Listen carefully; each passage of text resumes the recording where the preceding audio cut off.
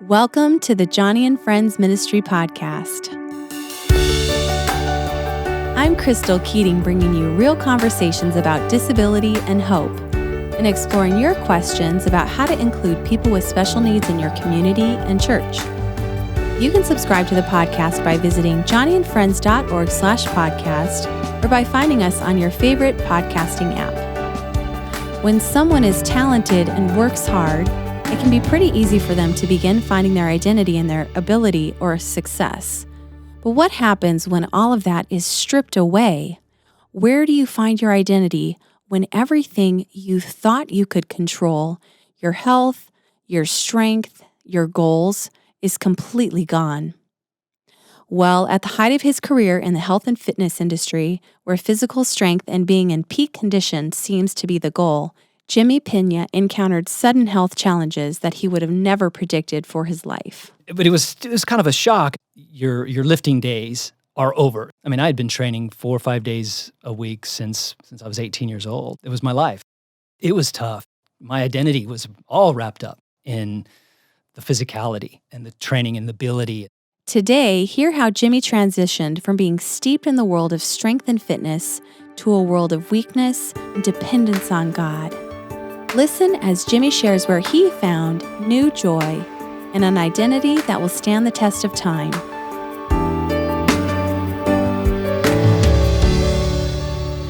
It's a pleasure for me to be sitting down with my colleague, Jimmy Peña, today to speak about the impact a life-changing disability can have on our identity. Welcome to the podcast, Jimmy. Thanks. It's so good to be here. Appreciate you.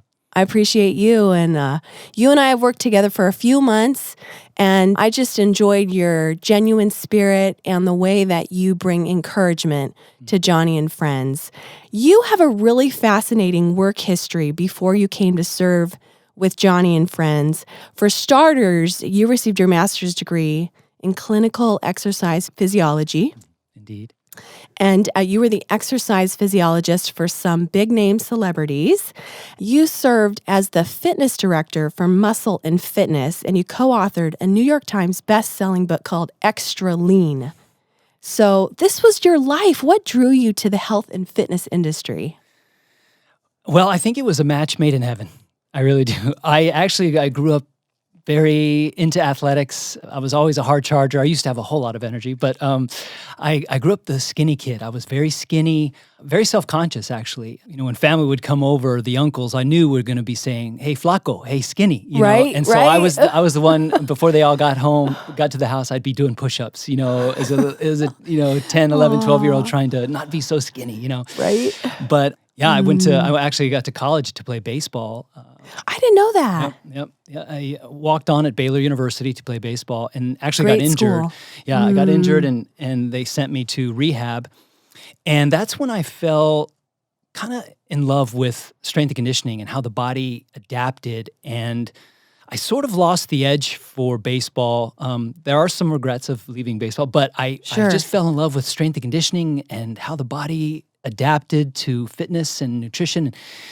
And never picked up a glove again. I picked up weights, and for the next 4 years at Baylor, just poured myself into fitness. So much so that when I graduated, I was in business, and then I graduated and ended up going back to school for clinical physiology, and was really blessed. I wrote a thesis on the effects of endurance training on muscle size and strength, and I presented that at a conference, and then my career began. In fact, I was at that conference in Seattle when a group was in the audience, and they came. It was like a science fair for grad students, and so different groups would come along, and you'd share, you know, what you studied.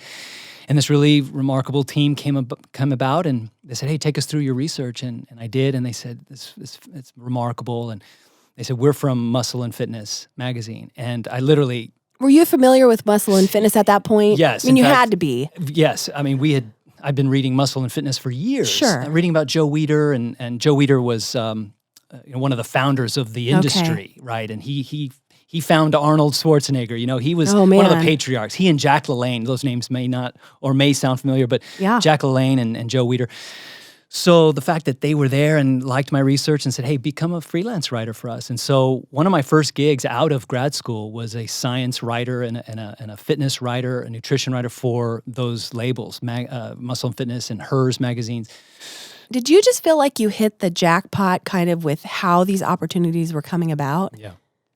I did. I became a Christian in the 8th grade. And so my whole life, basically, I just felt, so blessed, and the Lord had His hand on my life. Wonderful family, grew up in church, and I felt, wow, this is it's all coming together. Totally. Right, and about a half a dozen years later, after freelancing every month for the labels, they asked me, hey, come to Los Angeles and be our worldwide fitness director for all of the labels, and you were in Texas at that time. Correct. In fact, I was a leader in strength and conditioning and other things, and so I couldn't get here fast enough.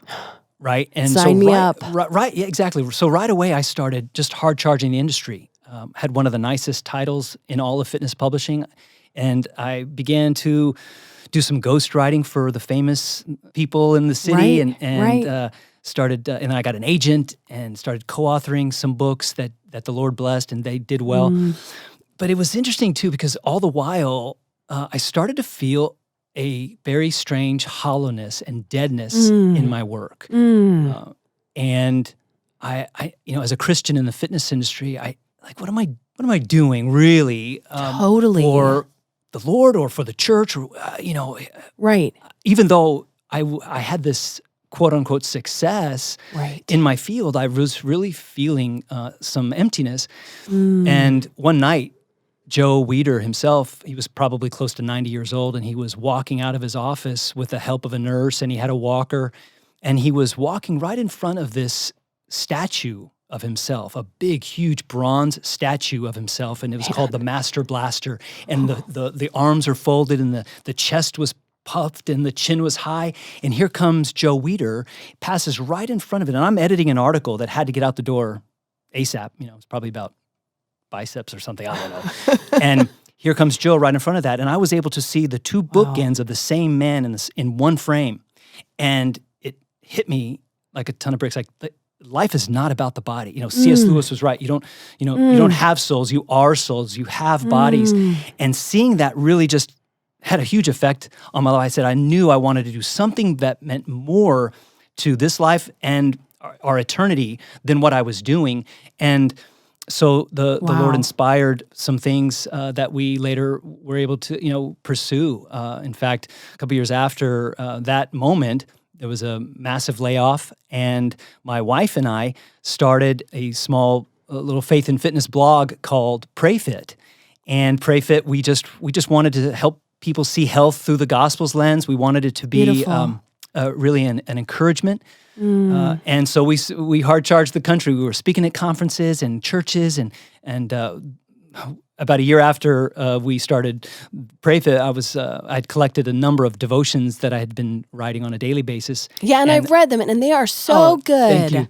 Well, the Lord allowed me to publish a book, and someone that I had the pleasure of serving during the mainstream fitness years helped us we were catapulted in some awareness, went on some TV shows and mentioned the book. And so PrayFit started to take off. And I thought, now I've really arrived, right? I really thought, now I'm in my mode and right. I have the spiritual man and the outer man coming together.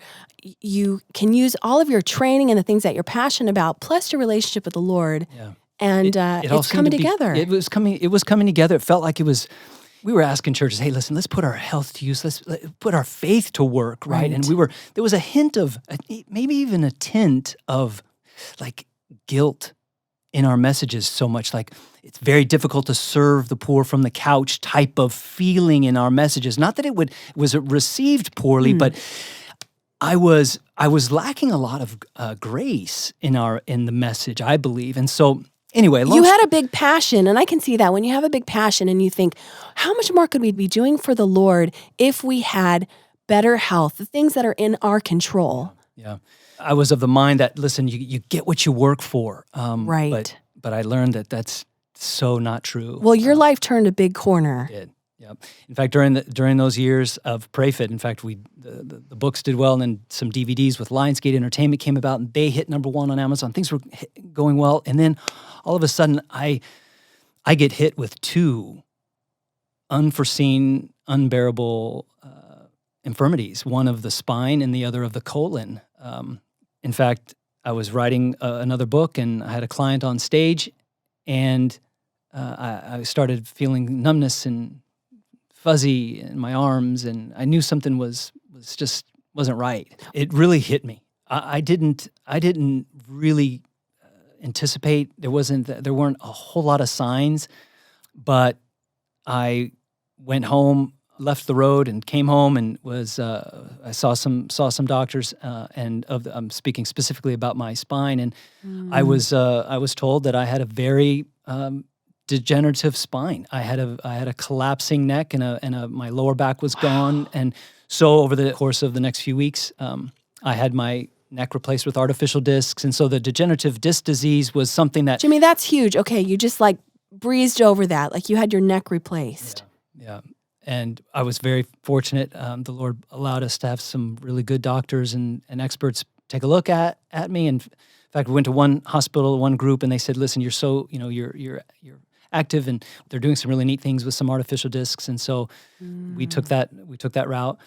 But it was kind of a shock at the same time too. Yes, let's take care of the neck, but your lifting days are over. Your heavy lifting days are gone. And so for a fitness How person, often were you working out before, your surgery? Sure. I had been training 4 or 5 days a week since I was 18 years old. Right. And so it was my life. Fitness Right. and activity and lifting and whatnot, it was it for me. Right. And so, when we think about a life-changing diagnosis, it doesn't just stop a person in their tracks. It really breaks down dreams and hopes of the future. We've just heard from so many people who say, I always thought that my life would be like X, Y, and Z. What was it like for you at that emotional level? It was tough. It was a very, to remove lifting from my life, I was all wrapped up. My identity was all wrapped up in the physicality and the training and the ability or what I thought was a strength of mine.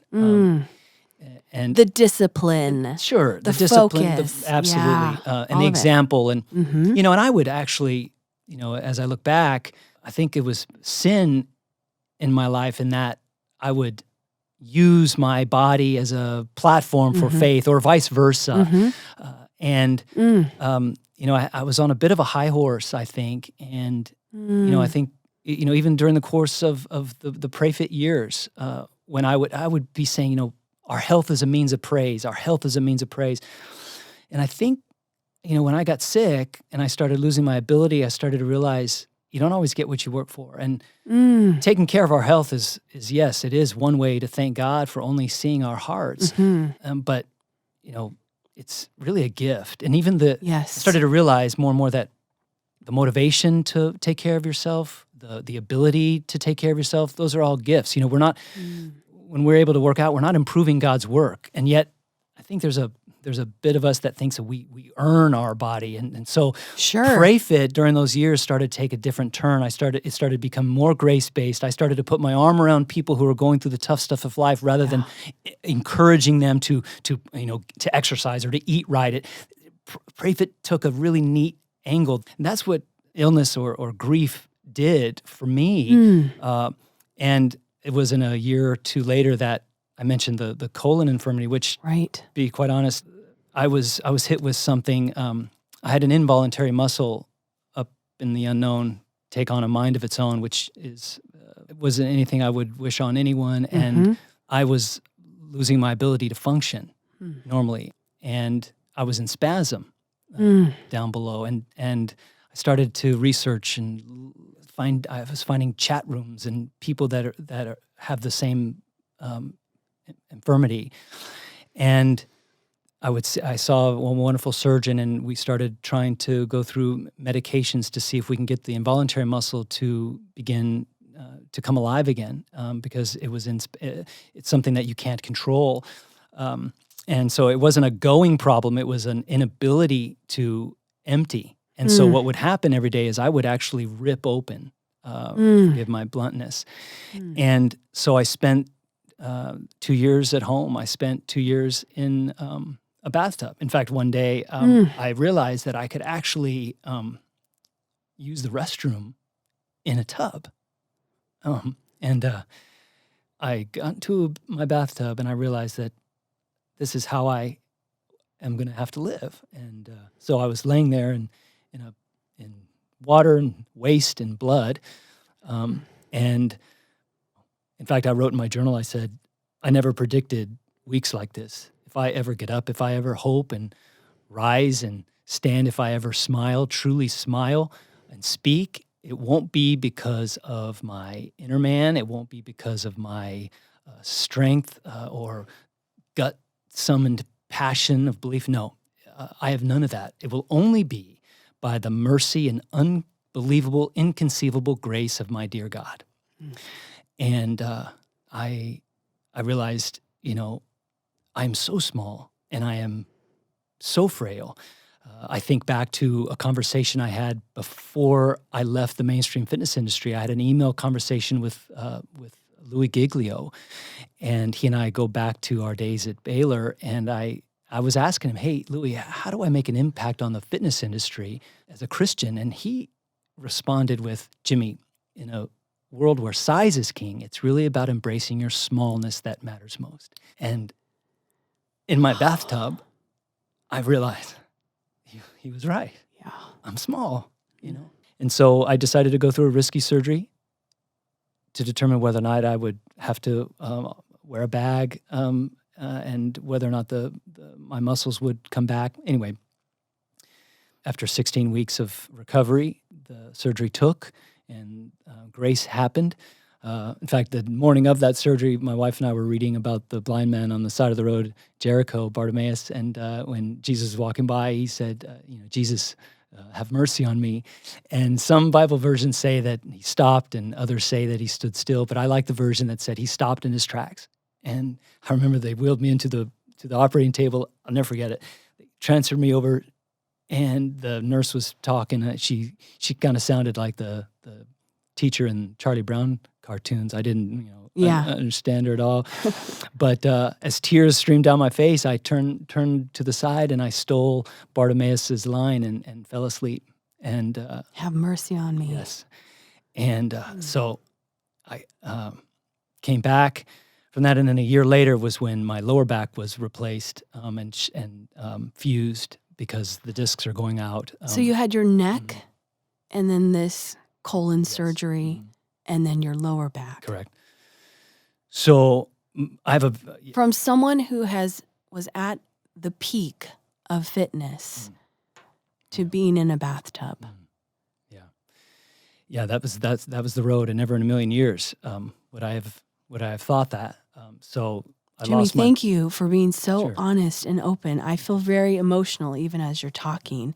And if I may, I just think about the fitness industry, and especially men in the fitness industry, and how, I think we can look at it like, that's sort of the quote unquote peak of masculinity.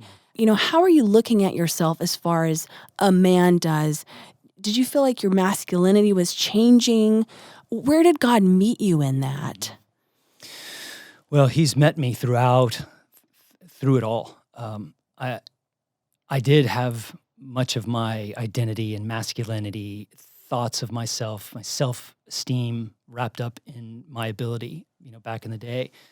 But after getting sick, it was really only his grace that allowed me to realize that it is so true that when we're weak, it's his strength. Yes. He sets our limits. I used to think that, there wasn't anything I couldn't do, right? But God really does set our limits. And I've realized that my best moment of each day is when he's giving or taking away. Mm-hmm. So he replaced and is still replacing, and he is still becoming my identity. And I am no longer or becoming less and less, I should say, wrapped up or in need of physicality to be myself. You know, what we think we have to have in order to be someone. Yeah. You know, what does God say about that? Had I not gotten sick, I wouldn't be in the relationship that I am with the Lord or my wife. Spurgeon said that when grief hits you and you hit the dust, worship. And that bathtub, I think again, that became the dust where I worshiped. As I look down at the bathtub these days, it's clean, but there's that memory. Oh yeah. Yeah. And so I wouldn't be who I am, where I am. I wouldn't have the relationships in my life right now had I not gotten sick and had he not allowed me to go through some of these things. Let's talk a little bit about your relationship with the lovely Loretta. I met her. She is so sweet and kind, and you adore her. I can tell. Oh my goodness, you guys adore each other. How did this transformation really impact your marriage? It affects you. Illness and any kind of infirmities and disabilities. It affects you in the private moments, and in the you never really think you're going to be yourself, and you start to question, and it really kind of recalibrates. It sets that context for who we are, and and you really got to depend on the Lord, and you have to be intentional. But I tell you one thing, Loretta is, she's taught me more about grace, and she's much stronger than me, and she was how many nights did I wake up and she's on her knees next to the bed and standing by your side before the Lord. Oh, absolutely. Yep. I do have to bust her chops about one thing though. After the second back surgery, where I'm in recovery, and actually I had gotten back to my room and I was waking up after it is after surgery. You wake up after some odd hours, and she'd been in the chair all night, and I wake up and I look at her. I said, "How you doing?" She goes, "Oh, my back." Oh no! So I have to. You're like, you don't even know. That's right. She's pretty incredible. Yeah, so Jimmy, I work in the response department, and we get all kinds of letters for the ministry for Johnny. And on occasion, we hear from men with life-changing disabilities or congenital disabilities in their 20s and 30s, and they have real fears of the future. Especially when it comes to having a relationship. They want to be married. They want to think about having children. And I think there's that sense of, how can I be honest and open with somebody about my disability? I mean, you even talking about your time in the bathtub, I think there are men who write to us who could certainly relate to that, and other things that are really private. And so if you could give them advice, what would you say? What would encourage them? I really want men and women, for that matter. Yes. But the guys to know that I in some ways understand and can empathize and sympathize, and I during the course of those tough times when I was having to blend my food so that I could have nourishment. We have no idea what people have to endure and what they're going through. Yeah. From the apparent and physical, visible disabilities to those invisible disabilities, the kinds that you've had on this podcast. We don't know what people are going through, but I would say to them that staying in God's word, staying on your knees, relying on Him. I would obviously go there. I didn't always go there personally. I did despair. I did question. Suffering is warfare. I mean, suffering is spiritual warfare. I think Paul Tripp said it best, that suffering truly is spiritual warfare, and suffering, it just doesn't hurt where it hurts. There's a ripple effect. That's interesting. My pain that I was having, spinal, other internal issues. I mean, it affected my happiness, my joy, my personality, and so suffering causes you to question God, question your future. You ask questions like, is it always going to be like this? Yeah. Am I always going to be alone, or am I would look at I would watch television. I'd be watching a ball game, and Loretta she knew what I was thinking. Like, everyone in the stadium is so happy, Right. and they're like cheering, and they're standing up, and they can sit down. And I would ask, will I ever be normal again? Yeah. And Yeah.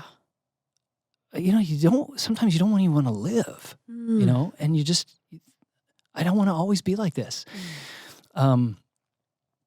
So, I mean, we would take our walks, and we would be praying, and I would just let this be the day that I start to get better and turn that corner. But the Lord showed me grace, and a decade later, I think about it every day. I carry this jug of water around that I have right in front of me. Yeah, you and do. I think most of the people that I work around just think that I like to stay hydrated, but I drink a gallon of water a day because the doctor said a decade ago that you need to be drinking a gallon of water a day, and I haven't failed him. But anyway, You do it because you have to. I do. Johnny has said that too. She has a routine, and she is so disciplined. As somebody who often can get her up in the morning, she says, I eat this egg because I have to. I take my, flax and other things because I have to. And because I have to, it benefits me. Yeah. And so there's that sense of, there's so many things in life that we choose to do because it gives us life to do what we're called to do. I mean, I see you around here, Jimmy. You and I have joked around about having a walking contest because you're a fast walker. I like to walk fast, and I know you would beat me totally. But you seem healthy. You seem well. You really, to me, it's like this is an invisible disability. What turned the corner for you to now where, here you are at a ministry for people with disabilities? Did you have like a kind of aha moment, or was it more gradual as you're saying, okay, the joy of the Lord is my strength. I can do all things through Christ who strengthens me? I started to realize that it wasn't about being as fit as possible. It was more about being as fit as necessary, and that it's a gift. A few years ago, when the Lord allowed me to kind of rejoin society and I started to get out of the house, we became very involved with a local disability ministry, and we fell in love with the families and kids impacted by special needs. And one guy in particular, his name is Jordan, who's got autism. That's your guy. He's my guy. He's my brother. Yeah, I love him so much. You've been buddying with him for 5 years, 5 years, right? Yeah. 5 years.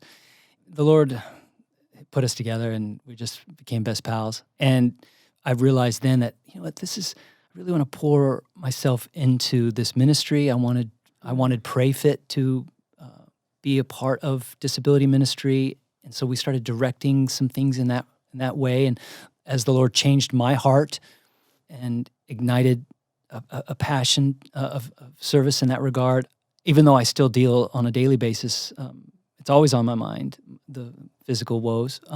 Constantly, my perspective has changed, and I'm able to endure it daily, through God's grace. So yeah. Well, and Jimmy, one of the things I've appreciated about you as I get to know you better is how transparent you are. And, as we wrap up our time together, I just think of how that relates to Johnny. I mean, the reason people love Johnny is because she is so open about the many challenges she has faced. And I think there is a sense of community in that. And now, this is your reality, your disability. If I can ask you one last question, how did you come to a place that you're so confident in your identity in Christ that you're able to bear your disability before other people? I mean, sharing about your time in the bathtub, what gave you confidence and gives you confidence now to share that part of who you are with the world around you? Over the past few years, sharing that part of my life and embracing that smallness, His sovereignty, God's sovereignty, has really become my sanity as it relates to my issues of health. That's how I get up every day. And I thank God when I can sleep. My sleep has been affected over the past decade. I thank God for that grace. I thank God for my ability to use the restroom and my ability to walk and actually come to work. And so his sovereignty is truly my sanity. And I was recently at a family retreat, and one of the volunteer leaders who is impacted by traumatic brain injury turns to me and says, Jimmy, I don't want to elevate her, nor do I want to lower Christ, but Johnny Erickson Tata is the closest thing to Jesus I've ever known. And it made a big impact on me as I am now serving at her pleasure and serving alongside everyone here, all of the things that I've been through, from the fitness industry to illness, I think we're all to prepare me for what we're trying to do here at Johnny and Friends. Amen. Amen. Jimmy, thank you so much for your time. You are a servant. I see that every day. Thank you for your humility, and thank you for the way that you put Christ first in all things. Your identity is truly rooted in something and someone who will never fail. You're a blessing. Thank you, Jimmy.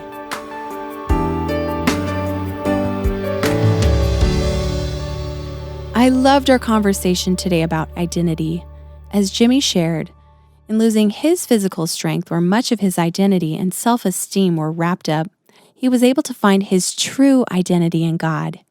He realized that his health and ability is a gift, and God sets his limits. As Jimmy said, it's not about being as fit as possible, but being as fit as necessary to do the things that God calls him to do. God's sovereignty is his sanity, and today Jimmy is truly able to smile because of God's mercy and grace. And I have to say, I loved hearing how his suffering has even ignited Jimmy's passion for ministry with people impacted by disability. Like Jimmy, we can find ourselves rooting our identity in abilities or success. Sometimes we feel like we can control our situation, our achievements, and other things, but when we are hit with a real loss, suffering helps us realize that any ability is a gift from God. But in our weakness is where God's power is most evident. He is our strength and where we can find our true identity.